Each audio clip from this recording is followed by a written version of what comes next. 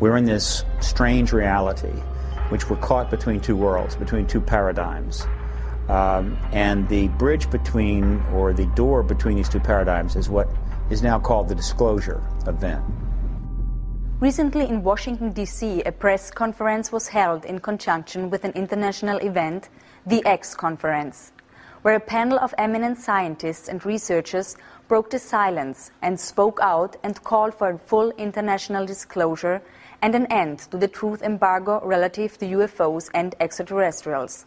If I was an in-the-know person, high up in government or finance, and I knew about the extraterrestrial issue, and I knew about sequestered technology, and I knew what it could do when it was released, my position would be this.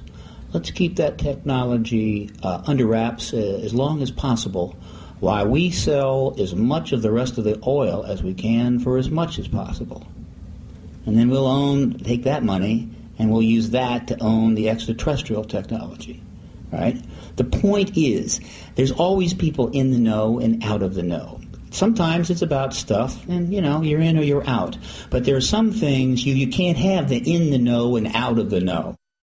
Basically, what we're calling on today is for the government of the United States to take the issue of extraterrestrial life, where it has been stuck in conflict and for the last 60 years, and take it out of the military intelligence agencies and put it into the Department of Education and the scientific departments where it belongs. Take it out of the threat scenario agencies where it is funded as a potential threat, and put it into the opportunity agencies where it is funded as a matter of education and advancement of knowledge for mutual benefit. There is an overwhelming mass of proven, real government documents that have been released largely through the Freedom of Information Act that show decades of, for example, airspace violations, very sensitive places by objects doing what appear to be the impossible. We have these documents from the 1940s, we have them from the 1950s, we have them from the 1960s, 70s, 80s, and beyond. So these airspace violations continue. They are provocative, they are at times seemingly confrontational. You have pilots who have been charged with going up to get these things, and they have described them at times saying, yes, it appears to be a metallic disc-shaped, there it goes. I began on this topic by trying to do reverse engineering on gravity control devices in 1968, but now I'm officially looking at leaked question documents. And some of the documents tell an amazing story. One of the leaked documents started with FDR, and FDR had set up, through Vannevar Bush, a committee called the Non-Terrestrial Science and Engineering Committee. These were guys, after the recovery of a crashed flying saucer in 1942, who were given the parts and told to figure out how they work. They came back to FDR in 1944 and asked for money. And he said, no, we got to win the war first, beat the Nazis. And then in 1947, it was Vannevar Bush who went to President Truman, who didn't know about all this, and said, by the way, we have these craft, we could do some reverse engineering in order to improve our country, to improve our culture, to improve our standard of living. And that was when the money started to flow.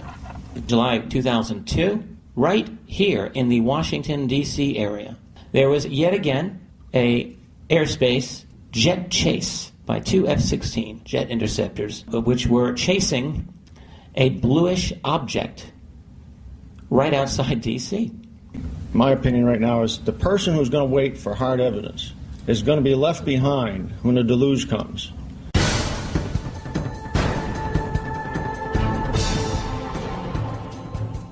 Exopolitics offers a bridge out of the permanent warfare state, the permanent warfare economy, out of the permanent warfare industry, into transforming the permanent warfare industry into a cooperative, peaceful, space-age society integrating with universe society. So I began to look outside of the kind of conventional sphere. I began to explore theories for what it is that really is driving international politics. And so then I came up with this area of an undisclosed extraterrestrial presence that is kept from the general public. So that really did help me understand what was going on and what is driving international politics. What's important is the structural blinders and the structural belief patterns and the structural paradigm. If the exopolitics model can come in and establish itself as the dominant paradigm, such that structurally within academia, the Earth is no longer flat, it is now round. Intelligent life no longer ends at the geostationary orbit. The universe is now highly populated. It's that sort of sea change that we need to unleash the huge public investment and private explosion of creativity and cooperation to turn our spaceship around to be able to survive the environmental pressures that are coming now, which have been the result of the embargo that we've been under.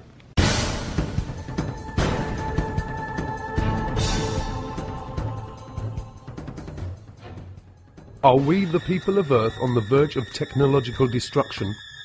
Has our use and testing of nuclear weapons already triggered an interdimensional countdown that is now moving us as a planet towards some kind of interstellar intervention?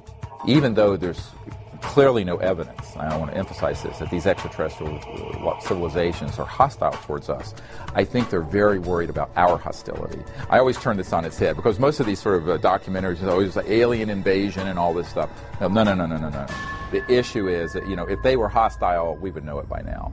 It's clear to me that what's going on is that they're very concerned that at the time that humanity reached the ability to go into space, early space exploration, 50s, we also had already developed weapons of mass destruction and thermonuclear and hydrogen bombs and stuff. And that the coincidence of that, the coming together of those two things, put a big red flag over Earth. And so if you look at the databases from the 50s, 60s, 70s on forward, not only in the United States, but in Great Britain, in the Soviet Union, in China, that wherever we had space, aerospace, and nuclear facilities, there were a lot of these so-called UFOs being seen. These groups that are interested in us, at least seem to show some benevolence, I think would probably step in and keep us from blowing the hell out of ourselves, if it push come to shove. The onset of the whole UFO phenomena beginning about 1946-47, and that I don't think it's coincidence that coincided with our development of nuclear weapons. And I think that out in the universe, they were horrified. They said, oh my God, the kids have found the matches.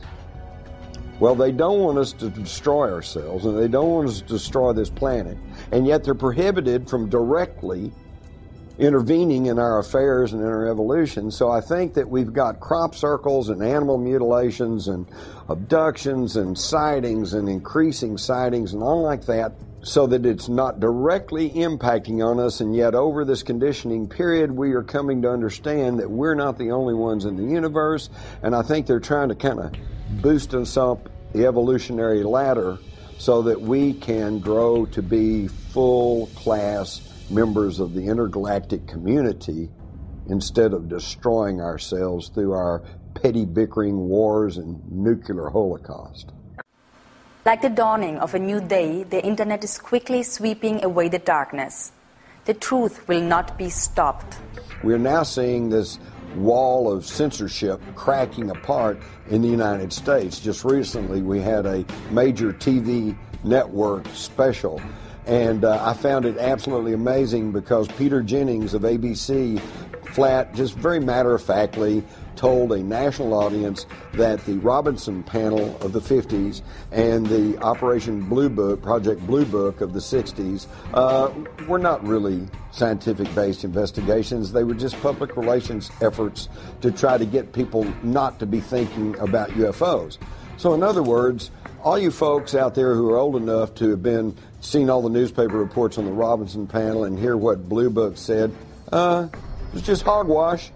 Never mind. The non-human intelligence presence has been here for a long time, that Colonel Philip Corso said there are 57 different races, and that some accords were made to talk about their presence, whether it be Hollywood, movies, or whatever, including the ABC special, that if it isn't done soon, they will probably do it.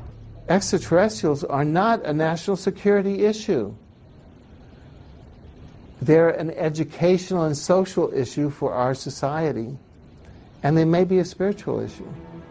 When I retired from the military, I went to work for the Federal Emergency Management Agency, and I worked with them for 14 years. So I've got 42 years of government service behind me, and throughout all those years I had the very highest security classification you could have, top secret. When I was in NATO in 1963 through 1967, I had cosmic top secret, which was and still is the highest level of security in NATO. That's how I got involved in this crazy UFO field. Through the 50s and 60s and 70s, we referred to aliens as extraterrestrials. But now that science has been catching up with us to a certain degree, we have changed our definition of an alien. It's probably more accurate to call them extra-dimensional beings, because that would explain their ability to traverse vast distances. They operate in more dimensions. I mean, even the current theoretical model of the universe is upwards of 30 dimensions. So we're living in a multidimensional universe, and so it's not uncommon to theorize that we're going to encounter beings that operate in more dimensions than we do.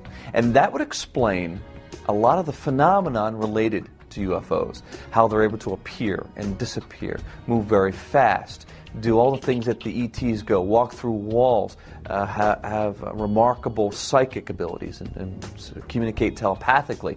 It would really go a long way to explaining the phenomenon surrounding it. What looks like magic to us can really be explained through extra dimensionality.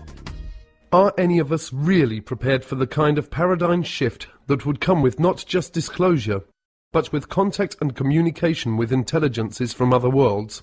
Is it possible that as a species we have reached the point that our minds actually filter and generate acceptable constructs which all too often become our day-to-day realities?